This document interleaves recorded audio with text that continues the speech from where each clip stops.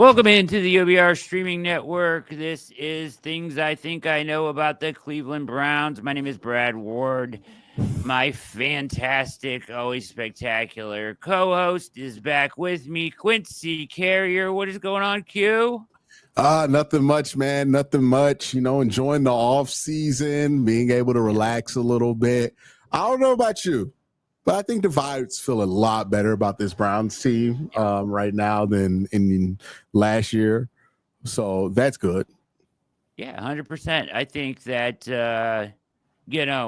there's a lot of national coverage on this team around this quarterback battle, which is cool. But I think there's, anytime you go into an open quarterback battle with, you've got a veteran, you've got a guy in Kenny Pickett that some people like, not me, not so much, but, two rookies, it's kind of exciting. It'll be fun to see what happens, I think. So, and I think there's some optimism there. There's hope there, right? That somebody could emerge as a quality quarterback for the team. Yeah, there's some hope there. And also the expectation for the team just isn't so high that you can't enjoy whatever it is that they give you. You know what I mean? Yep. Like you can enjoy whatever this season's going to give you. Maybe wins and losses aren't going to be how we categorize this season as a success, but there are a lot of different ways. Like, if you see a lot from these rookies, if you get some great moments from these guys, you feel good about half of them at the end of the season, then, you're sitting at a great place. Yeah, I agree. Well said. All right. We are talking two positions today. First, I want to talk about edge rusher. So edge rusher, pre-draft, the Browns were potentially going to take Abdul Carter. There was a lot of, half the fan base was probably, 40% was in on taking him at 2 overall, which would have changed this room significantly. And there's a lot of talk about, hey, you got to trade. I mean, I still believe that Ogbo Okoronkwo was on the trade block during the draft. I was looking at his contract. He has a base of 2.2. He has an option this year for $3.25 million. It ends up being around $5.3 million you're paying him. They signed him as an ascending player, Q, but he hasn't been as good as advertised or ascended in a way that many think. I still think he's a quality player and can add to the position. So the question is, are you satisfied with this edge room, or are they a piece away still? I think because you have bolstered the interior defensive line so much this offseason that you are fine with not maybe having the same firepower at edge as we're used to in years past. Isaiah McGuire, I think, was somebody who showed a lot at the end of last year. Was one of the highest graded run defenders in all of football, according to Pro Football Focus. And then also, I thought played some pretty solid football at the end of the year when he was given the full opportunity to be the edge defender for the Browns and provides a pretty useful service, right? Like he's really good at containing stuff and run defending, which is what you need when you're the guy opposite of Miles, who's probably going to get ran on a lot, right? Like they're going to run towards you. They're going to run away from Miles and Mason. So, I think he's not a superstar, but he is somebody who can get the job done. You have Alex Wright, who you felt good about before he popped his bicep last year. And then, between Obo Okoronkwo and Joe Tryon, you have the chance for, one of those guys to fulfill that role. So I think the edge room, what I think people wanted to address and what I wanted to address with getting Abdul Carter was defensive line firepower. You addressed that with Mason Graham, who, if you weren't going to go Abdul and you wanted to address the defensive line, then that would be the best way to go. So, I think I'm happy with where the defensive line is, and I'm happy they've invested with the defensive interior, especially Jim Schwartz defense, which you look at the great Jim Schwartz defenses, you're going to see some phenomenal 3-techs on those rosters. And that was one thing this Browns team was missing for that Jim Schwartz DNA. Yeah, absolutely. And as much as I like Dalvin Tomlinson, I think, Malik Collins is a better fit, pressure rate wise for this. So that's kind of where they stand. You named it. It's Myles Garrett. They're hoping at this point Isaiah McGuire steps into that starting role. You feel like, right? Like he should probably take the most snaps opposite Myles this year. You think? I think he did. He did last year, right? So I mean, he wouldn't even have to step in. He would just have to still be the starter, right? Because he ended the year as a starter. I think once you traded Za'Darius, he was the starter for the rest of the year. So yeah, I think the fact that there's no noise on bringing back Za'Darius Smith, and it seems like the Browns are pretty happy with Isaiah McGuire, who was a third-round pick a couple of years ago. Seems to have filled in pretty well. So I think they want to get some value out of that, and I think that makes a ton of sense. And I think they're sitting pretty. And like Isaiah McGuire's not a bad football player, right? I think he provides a lot of value there.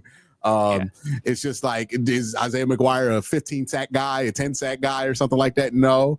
But I don't know if you need that when you got Myles Garrett, right? Like, if Myles Garrett can get you all the sack production you need. Yeah, I think the ultimate question is like between Isaiah McGuire, Joe Tryon, Okoronkwo, and Alex Wright, in the aggregate, can they provide you what you need opposite Myles Garrett? You know what I mean? I think so. Yeah, you're going to get a little bit from Mike Hall, right? You're going to get a little bit from Mason Graham, and also consider, right? We talked about this, remember, in the 2021 season, how bad our linebacker play looked because of how bad our defensive tackle play was. Well, now look at this defense, a completely different situation, right? You have Myles Garrett, who's going to command a ton of attention, Mason Graham, who you hope is going to command attention as well. And then you have just a rotation of guys behind that. Mike Hall, Malik Collins, right? Shelby Harris is still on the team. So you have a rotation of 3 techs that you can put in, which means that the lanes for these linebackers are going to be pretty significant to make plays in the backfield for, right? When you do blitz a DB, it's going to be more successful. So Carson Schlesinger, right? They invested in him. They brought in Jerome Baker. They still have, do they still have Jordan Hicks on the roster? They do. Yeah, Jordan Hicks is still here. They brought back Devin Bush. So like that linebacker room for the first time, even without JOK being a part of it, it's pretty complete. Like it's pretty full. So they're going to be able to have the space. Yeah, Diabate. Yeah, they're going to have a lot of space to make plays, get downhill, and get behind the line of scrimmage because of the investment on the defensive line. And I think that's going to pay dividends throughout the year. Obviously, Myles commands a ton of attention on the line of scrimmage. And you got a lot of different things you can throw at teams in order to win that battle in the box. And I think they really invested in that defensively. Yeah, we always talk about like with the wide receiver room, like how it should be like a basketball team where you got like the slot guy, the forward, small forward, power forward. They kind of have that across the defensive line. They have guys that can do different stuff at edge. They have guys that can do different stuff on the interior. Alex Wright being one of them. Do you think Alex Wright plays more inside snaps or outside snaps this year? I think he plays a lot of power and snap, so more like the 4-eye position, right? Mm-hmm. But I don't think he goes like super wide. I think he kind of stays inside. Maybe you can put Isaiah McGuire on the outside of him in some like super heavy line sets. Maybe if you have a package out there where you want to run a nose tackle out there, you could put him at 3 tech next to a nose tackle. So we're talking about like when Jawan Briggs is on the field, there's a role there for Alex Wright. Or maybe, he plays so well at the edge position that he kind of just beats out the need to even have a Joe Tryon or a Obo Okoronkwo there, and the Browns can feel like they can replace that with just moving Devin Bush around. Yeah, that's a great point. I'm excited about Alex Wright. I heard him in an interview on a big play show, and he sounded different than I've ever heard him sound. He sounded super focused and like determined, and he was like, we're wiping the slate clean. We've got a lot to prove. But yeah, it was a really good interview from him. All right, I want to look at this list here, though, even though we are talking to Edge, and because Okoronkwo was potentially on the trade block at one point, I want to look at what Pro Football Network says as of May 2nd, who potentially could be traded or cut even Now, some of these are a bit of a stretch. All right, so the first one at edge here, Quincy, they have listed. This is one of those one player from one team that could be traded or cut, right? From the Ravens, they have Odafe Owe and as a potential trade target for teams. Oh, okay, trade. Yes, because he's on his 5th-year option, and they drafted Mike Green in the 2nd round. And they have not extended him yet, which is kind of puzzling for people. Thoughts? Yeah, I mean, Odafe and Mike don't play similarly. I don't expect Mike Green to be useful in year one, right? I think David Ojabo is somebody that they've been wanting to get a lot more from over the last couple of years. Yep. And I think that's the role that Mike Green is coming for, right? I think if you look at Odafe Owe and how he's being used, the Ravens have an obsession with like these long, skinny edges that are super athletic that can drop back in coverage. That's what Zach Orr likes to do with them. I think that's kind of what he wants.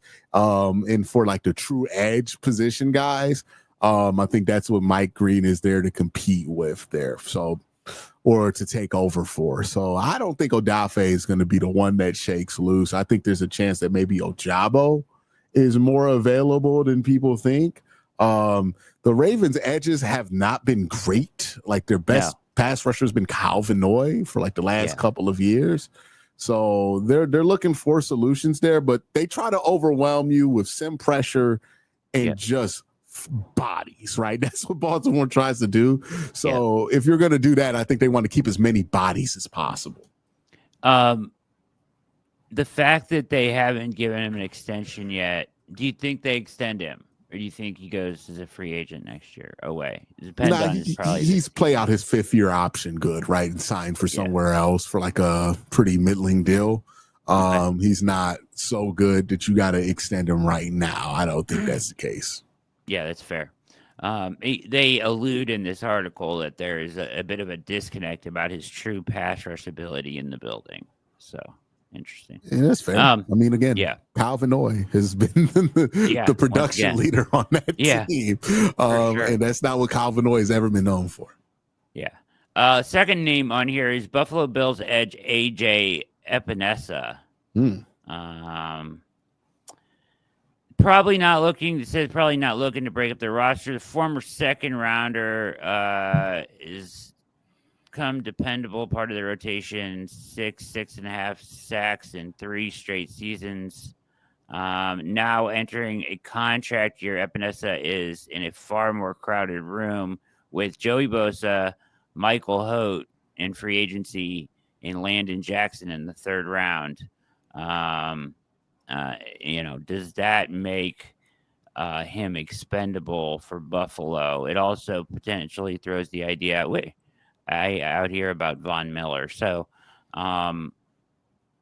is Epinesa a sneaky trade candidate? If the Browns hadn't gone after like Joe Tryon in free agency, maybe this would make sense because this is like the kind of guy that the Browns love to go after, right? These picks that didn't work out initially for whatever reason on the teams that they selected. So the Browns try to get value here. He's been a 6 sack a year guy in Buffalo, which is not nothing. Maybe if the Browns have an injury at camp, there's something that could come up. But other than that, I think the Browns will probably stay away from it. Yeah, that's fair. That's fair. I think that's very fair. I do, as I'm scrolling through this, Q, this is wild, right? All right. So who would you think that player would be on these lists? Trade cut candidate for the Cleveland Browns from Pro Football Network. Ooh, okay. Trade cut candidate. We're just talking defense. No, any player on the team. Any player. Well, Greg Newsom's a fun name to always throw out there, right? Because people love throwing Greg Newsom out there. Yeah. That's not it. Let's see. It's not that. I can't imagine it's any of our safeties because they're not expendable at this point. Correct. Maybe somebody threw. It could be. I would be shocked if it's Martin because I don't think anybody's really gotten there yet. It's not a name that I don't think any of us view as expendable. I'll just say that. Okay. Okay, so it's not a name people feel is expendable.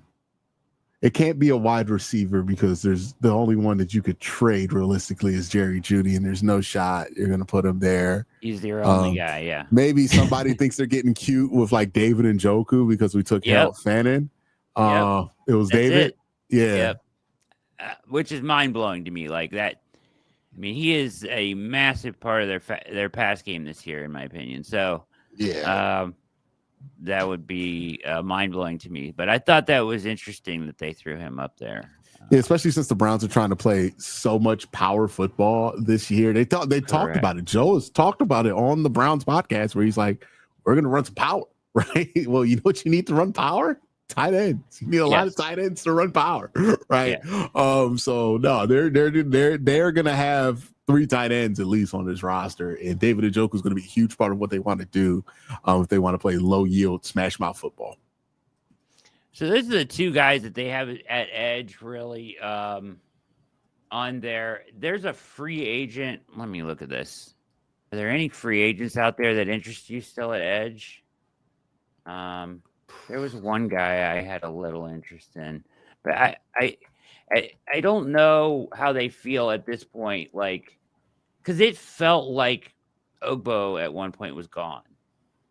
Like it felt like a done deal to me. Mm-hmm. And just not drafting a guy is interesting. Like, is he back in the fold now for sure? Do you feel like the board might have fell Ogbo's way, right? Like, I think that happens a lot where it's like, hey, depending on how the board falls, depending on how we're anticipating the board falling, we don't think we're going to want this player, but then the board falls a certain way. I think the opposite actually happened for like Nick Chubb, right? Where I think the Browns went into the draft thinking, okay, maybe the board falls our way, maybe it doesn't, because you got to think they were going into that draft knowing that they wanted to take Schlesinger with that 33rd pick.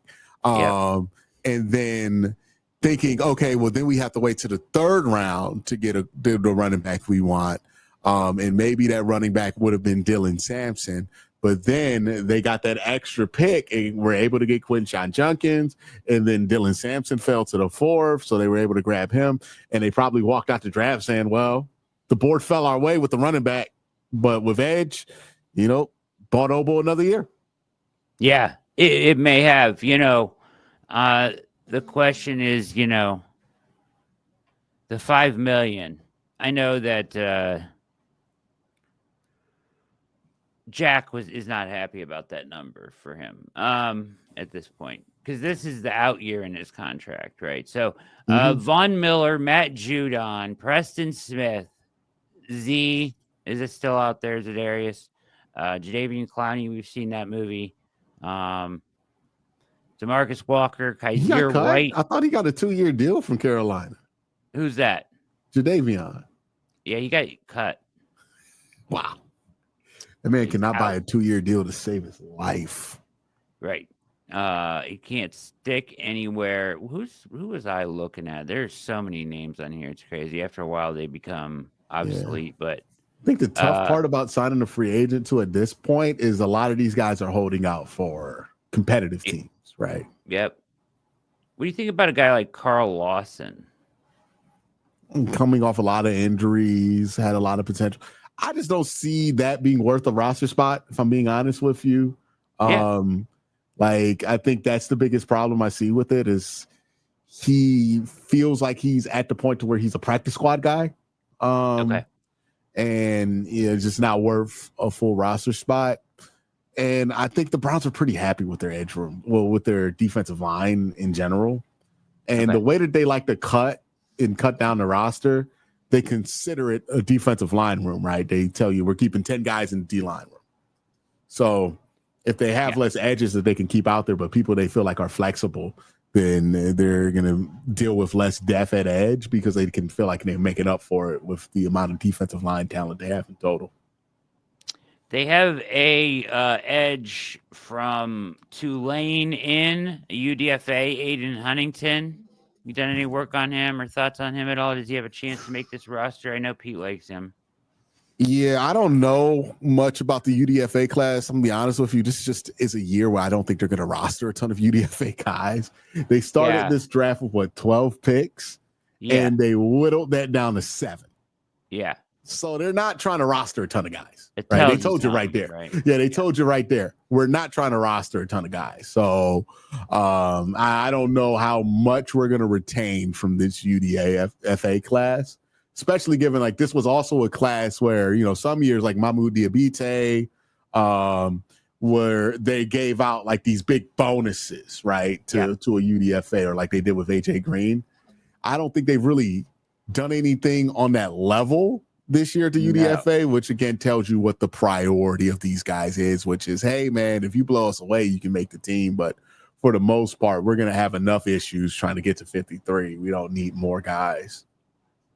The only guy in UDFA class that I think has a real shot, maybe outside shot, maybe less now that they signed the 2 veterans, but Donovan McMillan, I liked a lot. And safety is a place where you could find your way onto this roster, I think, potentially. I mean, the guy starting right now is a UDFA in himself and Ronnie Hickman, exactly. Right? So, exactly. Yep. Yeah, and with the way Jim Schwartz likes to play his safety, right? He plays what's called a post safety, which is, you know, hold your ground. Really, you're going to be run defending a lot. Yep. And then carry the post, right? Can you just read the post, carry the post? We're not going to ask you to be downhill a lot. It's a babysitter role, right? So that's going to be not the most difficult role to fill. We'll see how Ronnie Hickman holds up as a run defender, but I think if McMillan can come in, prove that he could be a difference maker as a run defender day one, then I think he has a chance to make the roster. What did you think of the 2 safeties they brought in real quickly? The vets, KZ and Jenkins. I like the philosophy behind it, right? You bring in 2 veteran players to compete for the safety job with Ronnie Hickman, and the idea is, all right, well, if Ronnie Hickman can beat these 2 guys out, these are legitimate veteran players, then we can keep one to be a backup, and then start Ronnie Hickman, and we're good, right? Yep. Like, we hit on an undrafted guy that's a legitimate starter. Cool. If Ronnie Hickman cannot take these guys' job, then Ronnie Hickman is a serviceable backup, and then you keep the starter, right? So I think what their plan is there ultimately makes a ton of sense, and I agree with it.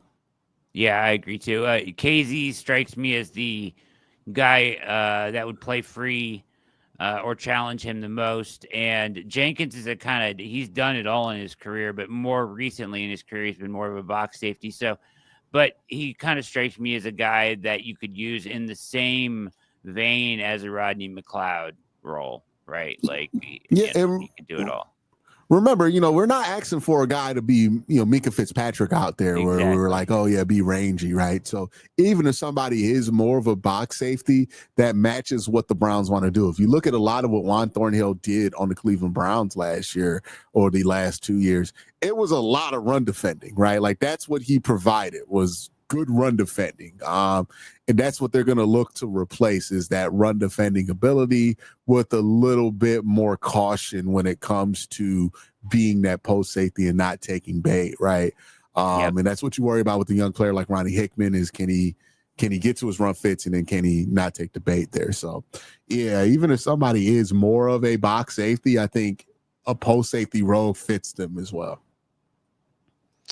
All right. You're watching Things I Think I Know About the Cleveland Browns, the always spectacular Quincy Carrier is here with me. We are going to switch over to wide receiver, which I've done an article on now and a couple videos just kind of on where my head is at with this room, which is not great, right? It's not a great room. This Browns room is not very good.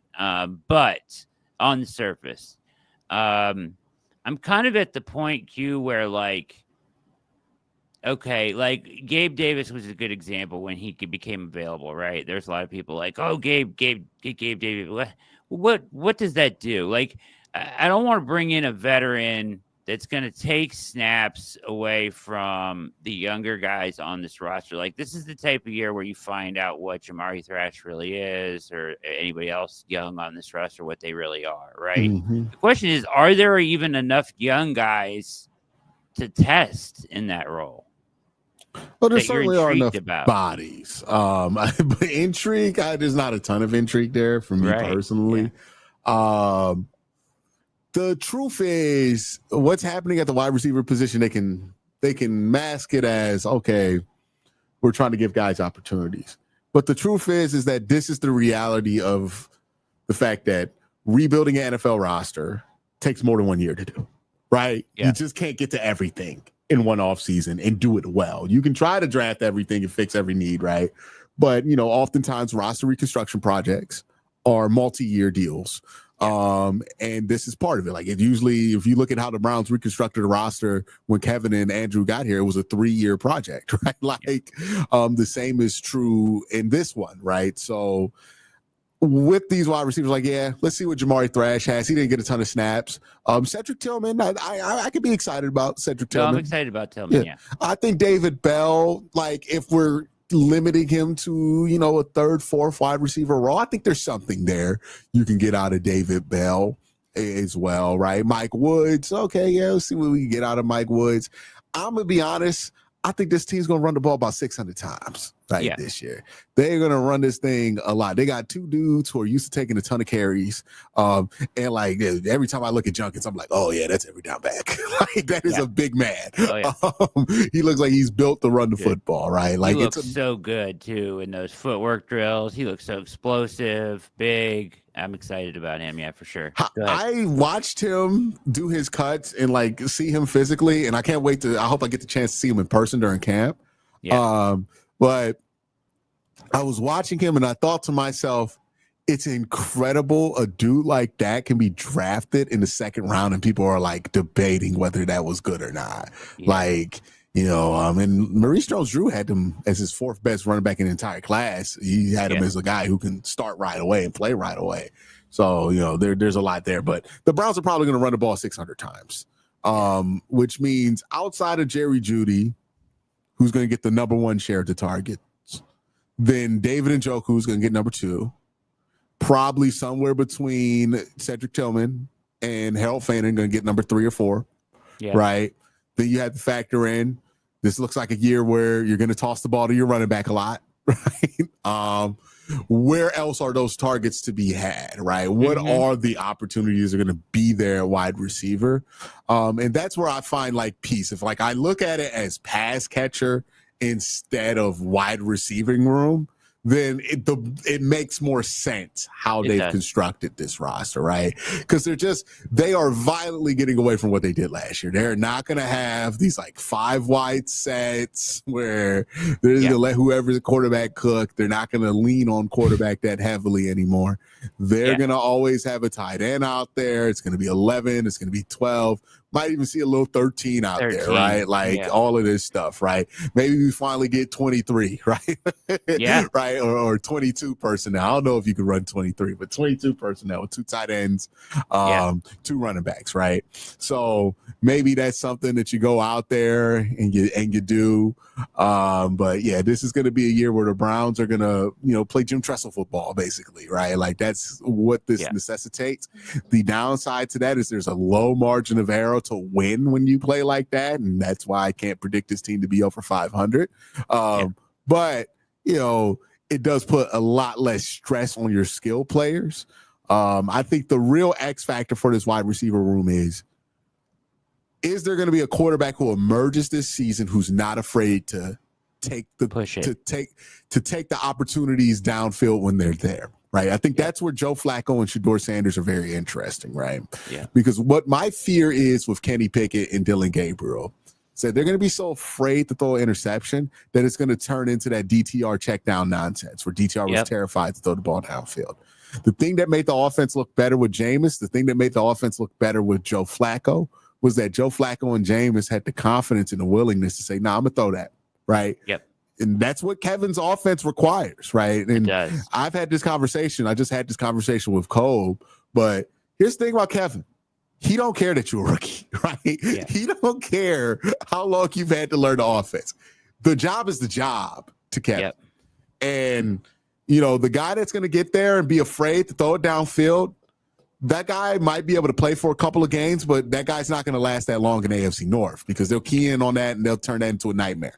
The guy who's going to have success in this offense has to be willing to be on time, trust the offense, and let her rip, right, with anticipation. That's the guy who's going to take this offense to the next level. That's the guy Kevin wants.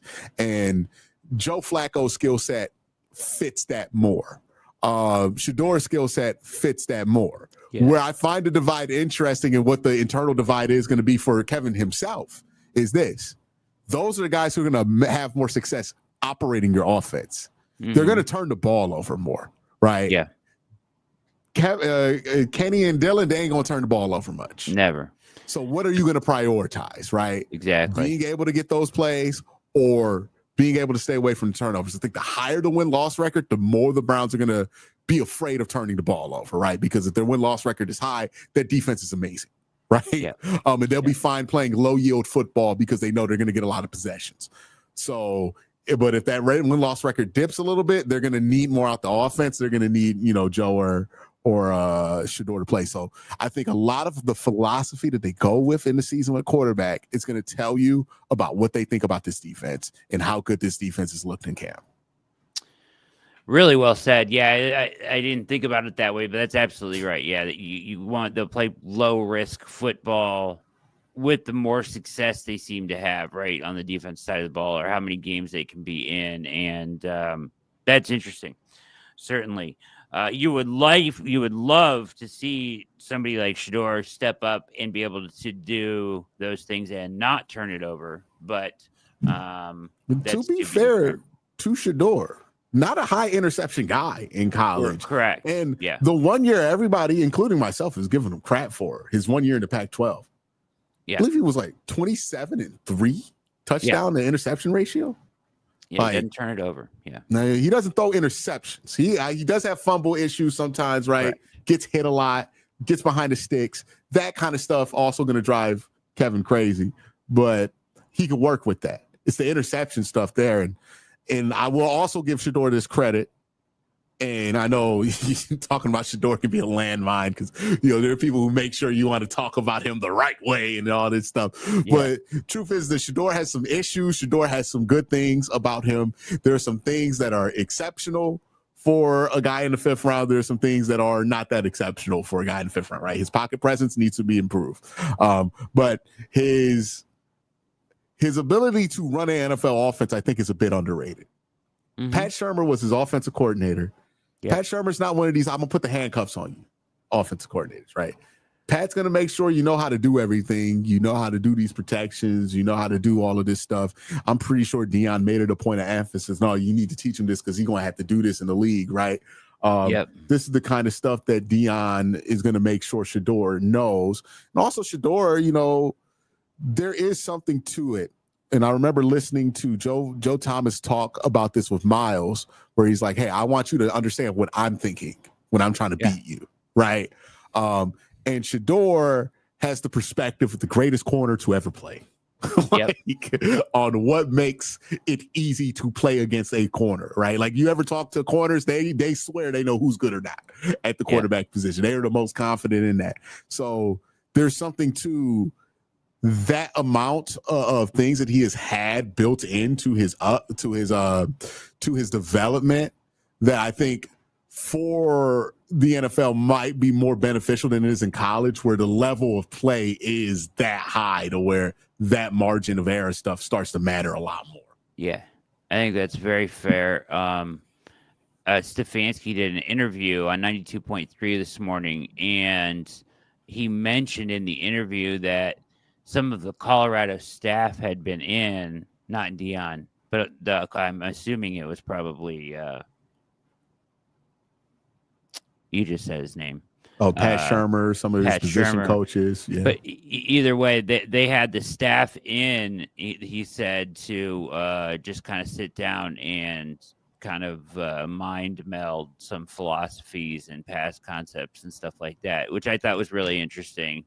That they had him in, them in to talk about stuff like that as far as philosophy wise, because That just tells you obviously they're trying to give him every opportunity to succeed, right? If they're doing things like that. So, so the question for me, as we turn back to wide receiver here a little bit, Deontay Johnson comes in. Oh yeah, I forgot he was here. Yeah. Yeah. Who knows what you get out of him, but he could raise the floor in the room if he could get his head on straight. I mean, he's always been productive. He's our Kadarius Toney signing this year, right? Like, all right, let's see if this guy can give us something. So much better than Toney, though. Yeah, I mean, he's had a better. Well, it's like the same philosophy, right? Like this dude can't get right. Well, let's figure out if it was just somewhere that went wrong with him, or if he's been humbled. Let's give him a chance to get right here, right? Which that philosophy worked out well for the Tampa Bay Buccaneers when it comes to a guy that we gave up on in Baker Mayfield, who needed two different teams to give up on him to get right, right? So maybe we get that same get right with Deontay Johnson. I don't think it's a bad bet. Like he was a very productive player and great separator. You think about it like this: what wide receivers have consistently thrived in the Kevin Stefanski offense? Like consistently, they're these 6 foot route runners, right? That are super quick and can be on time. Those are the guys who love playing in Kevin Stefanski's offense, and that is something that the Browns do provide. Now, will we have the quarterback play to make sure that he's not upset? I don't know if it's quarterback play because he got mad at the Ravens and then got mad at CJ Stroud. But I don't know. I don't know. I don't know either.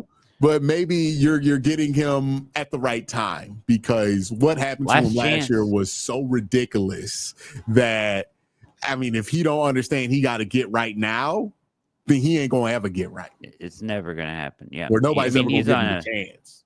Yes, exactly. He's on a minimum non-guaranteed deal. This feels like a last chance opportunity. So you hope that he would narrow in on this. So, let's hope that could be something. But here are the names from this list: their potential trade and cut candidates at wide receiver. Now, I've been over some of these because there are a couple of places like. One thing I think they should be looking to do, Q, with this room is, as far as we talked about, like the intrigue level is not great after Tillman. You know what I mean? And Deontay Johnson has there's some intrigue there, but like if they can get better. On me and Steve Smith's boy, Jamari Thrash. I know. I know. By the way, we getting burnt on Steve Jamari. Smith. Because he didn't like Jerry Jeudy. That's the one that worked out for us. But we got to give Jamari some time, I know. I would say this. He started to get a lot of snaps at the end of last year, and he didn't look great. So surely you got to give him time. I get that. So, but the thing with Jamari, though, is, Q, he's another slot guy. And it's like, we got slot guys, right? Like, Jerry Jeudy plays in the slot most of the time. I mean, 50% of the time. So, I don't know. Here's my thought, though, is cut downs, trades. There could be potential wide receivers that have some upside availability that you should maybe take a swing at practice squad or bring them in to maybe try to make this team if guys get cut. Or there are expendable guys around the league that are young and still have a chance to, have some upside. I think those are the only guys I would be interested in. I'm not trying to bring in a veteran to take away snaps from Thrash and Tillman, right? I'm trying to bring in somebody upside that I'm wondering is going to be on this list. Yes. That I think is a no-brainer. Okay. I'll reveal if it comes up or at the end. All right. So I've circled this team before, and they have one name here, but I think that the name they name here, I think it could be him or it could be other guys. But Green Bay Packers have a tremendous amount of wealth at the wide receiver position. They have Romeo Doubs as the trade candidate. First, Gutekunst drafted the franchise's first round wide receiver in 23 years. by adding Matthew Golden, and then they added Savion Williams as well into what is an extremely crowded room with Jaden Reed, Christian Watson, both do extensions. I thought Watson would be the expendable one because of his injury history. What do you think? So you're saying Christian Watson is going to be available? I thought that they would move on from him. He's tore an ACL in week 17. Dobbs, I think, is better than Watson at this point, in my opinion. Yeah, and I think is Dobbs younger than Watson? Because I remember Christian Watson being a little old coming out of college, right? He was an older player. I believe he is. Yeah, I'd be shocked if they got rid of Dobbs before they got rid of That's what Watson. I thought too. Yeah, so but maybe they feel like they can get some trade value for Dobbs because he's younger, right? Yeah. That they can't get for Watson, who they would just have to cut outside. Oh, what? All right. Maybe that's the thought process there. Or maybe they're just in love with Watson's additional size. That makes it feel like there's something more there. Because they also, listen to this, they also signed McCole Hardman as a free agent. And they have Dontavian Wicks, who they drafted last year. So they have Wicks, Williams, Reed, Dobbs, Watson, Hardman, Golden. Somebody has to be expendable there, right? Yeah. Yeah, there's such weird wide receiving core there. Yeah. Right. So somebody probably has to be expendable. It seems like they're scrambling. They might trade for somebody too. Because they want to be competitive, and what we're seeing in that wide receiver room is just not good. Like, that's a lot of leaning on Golden in his rookie year.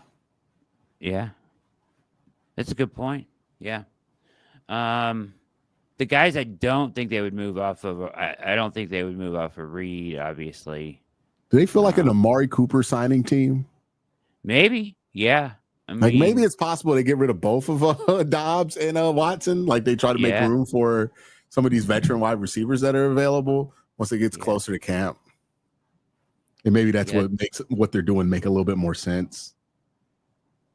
It's very interesting. Keenan Allen is out there too. Probably I don't know. Who do you think has more left, Allen or Cooper? You said more left, who or Cooper? Keenan Allen or Amari Cooper? Probably Amari. Yeah. Probably Amari. Amari had a weird year last year.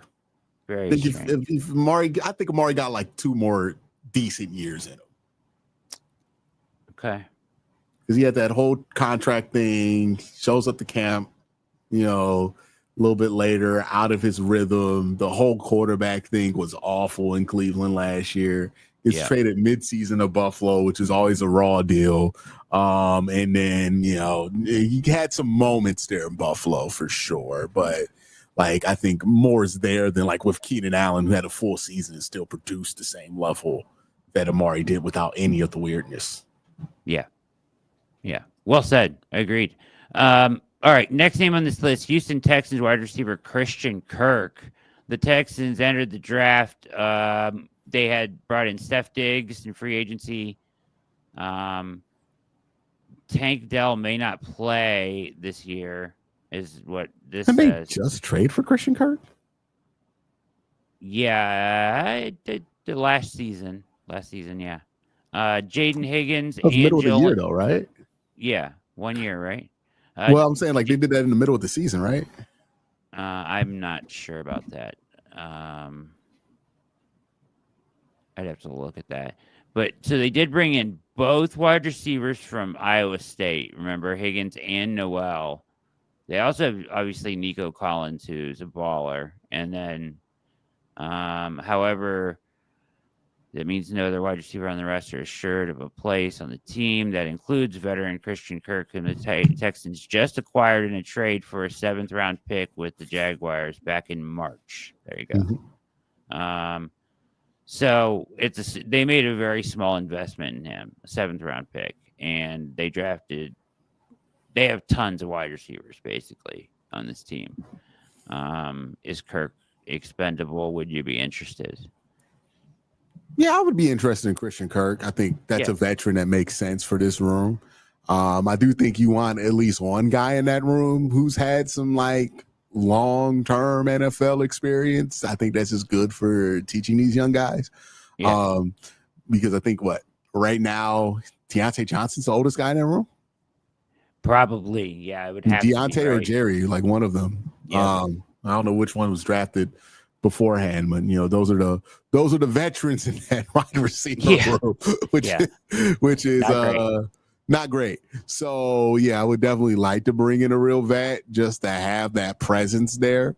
But yeah, Christian Kirk, I thought that made sense, even before the draft. Yeah. Me too. All right. Next name up, wide receiver Hollywood Brown from the Chiefs. They picked Jalen Royals as their true X who could displace Brown. This says Rashee Rice, Xavier Worthy should eat up most of the snaps in the slot and flanker positions. Juju Smith-Schuster tapping in for some slot work. Brown was essentially out of the mix in the playoffs, 5 catches on 13 targets, and only received a 1-year deal in free agency. There's a scenario where Royals adds a vertical contested catch element that Brown can't replicate. I don't know about that, but Royals flashes in camp and preseason reps, Brown could be trade bait. What do you think? Who did they say was going to be trade bait? Hollywood Brown. Someone going to trade for Hollywood Brown? That's what they're saying here. Because they have Rashee Rice, Xavier Worthy, they drafted Royals they're saying that to take his spot, to take Hollywood Brown's spot, because he got hurt in the preseason last year, right? Didn't play most of the year. In the playoffs, he only had 5 catches on 13 targets. Only received a 1-year deal in free agency. They're saying he's in Kansas City right now, right? Yeah, Kansas City. Yeah, they're saying that in Kansas City with Rice, Worthy, Kelsey, Royals in there now, he could get squeezed. And like they're basically saying if Jalen Royals flashes in training camp, that Brown could potentially be a trade option for them. Would you be interested if you're the Browns? Yeah, I'm not trading for Hollywood Brown. But if he gets released, I think he's somebody you consider. But I think if he gets released, he probably ends up back in Baltimore. Yeah, that makes sense. That does make sense. Quentin Johnston from the Chargers is on here. I'm good. You knew that was coming, right? Yeah, that's not the guy I mentioned beforehand, but that's you said it, and I'm like, yeah, Cleveland don't need that. Cleveland don't need that. All right, very good. The reason why they deem him expendable: Mike Williams, Trey Harris, who I love. They added. And basically, he will be coming up on an extension at some point here in the next year or two. So they brought back Mike Williams. What's that? They brought back Mike Williams. They did. That tells you everything you need to know about what they think about Quentin Johnson right there. Exactly. They let the dude walk because they thought they had Quentin Johnson. They saw one season of him and said, let's bring back Mike. Yep. So, brought Williams back on a 1-year deal. He should be, they say Johnson should be on red alert after the Chargers draft activity at the wide receiver position. So, interesting. No interest in him though for you, right? No, I'm good. Okay. What about Jalen Naylor from the Vikings? I think I'm good. Yep. Yeah, I think I'm good. Well, so this is another team with a lot of young wide receivers. This is not, I have some interest here, but all right. So the Patriots, Steph Diggs, Mac Hollins in free agency, drafted Kyle Williams. They love DeMario Douglas, but they also have Jalen Polk, Keyshawn Bout, Butte, however you say his name, Mm. Kendrick Bourne, and Javon Baker, all like early in their careers. So Polk's probably not going anywhere, right? That's the name they have up here. Polk. Really? They say Polk's Yeah. going to be the one open. I think the Browns would be interested in that. Yeah. I have interest in him and Baker. Yeah. Because Polk was one of their draft targets in 2024. Was he a second round pick? Mm-hmm. Yeah, second round pick, 37 pick in the draft. I think that screams Andrew Berry. It does. If they're willing to get off of him, right? And somehow he'll package him up with like Pierre Strong and get Jalen Polk back. Yeah. Love that. Alan Lazard. I'll take a pass on that. I don't know how you feel. Yeah, I'm good on that. Yeah. I think that may be it for this list. On the free agent list, there is so before we move on, the guy that I was alluding to. Yeah. Treylon Burks. Yes. He's on a ton of lists. He's not on this one, but he's on a ton of them. Yeah. Would you get him? I think Andrew would. Yeah. I think Andrew would. First round pick. They loved him coming out, right? Like that was somebody who it was very public that the Browns were interested in. Let me check how old he is. He's only 25 years old. Yeah. Right.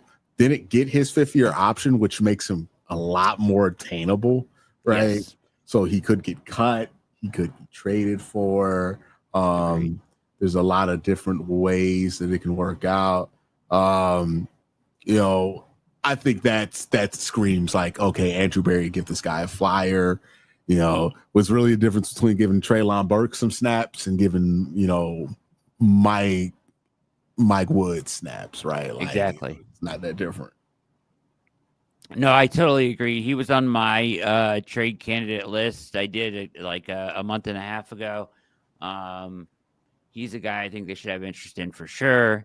They got a lot going on in that wide receiver room as well. It doesn't look like they're going to extend him. So anything they could get back would be great. And I agree with you. He would be able to he adds some intrigue to the room for sure. And it's like you said, it screams, it's right down the alley of Andrew Berry's playbook there. So, there's the breakdown on the edge in the wide receiver position tonight on things I think I know. You got any parting words for us on any of this, Quincy, before we get out of here?